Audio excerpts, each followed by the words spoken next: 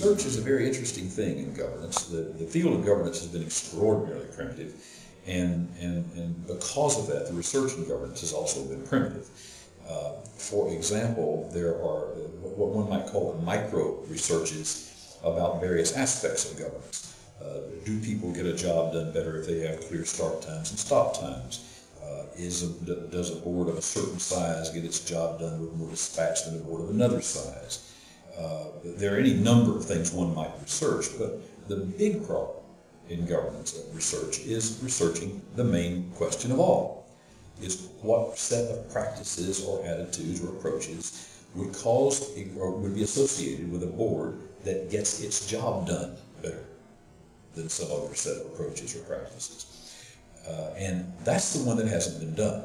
That no one has done that research. Not for policy governance or anything else. Anything else. Or anything else. Now, one of the problems, of course, is agreeing on what a board is there for.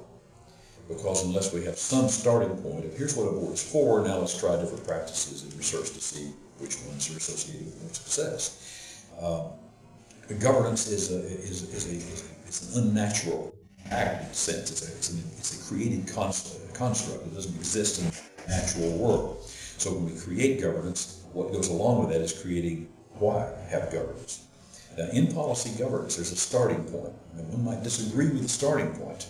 The starting point is that governance is that action by a group of people who ordinarily, on behalf of someone else, have authority over and accountability for enterprise. Now, given that, then research the mega research, the macro research, not the minor research, would have to be what practices cause a board to more accurately and more effectively transform the wishes and the values of owners as adjusted by whatever sorts of extra input are needed, such as experts about the future or experts about a certain area of what's possible to be accomplished, for example, so we're not being unrealistic. More able to transform those ownership values as therefore adjusted into organizational performance. What set of practices do that best?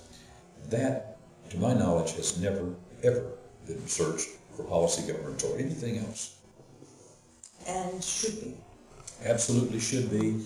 We must admit that it's a difficult research to do, there's no doubt about it, and almost impossible for somebody to do in the span of a PhD dissertation.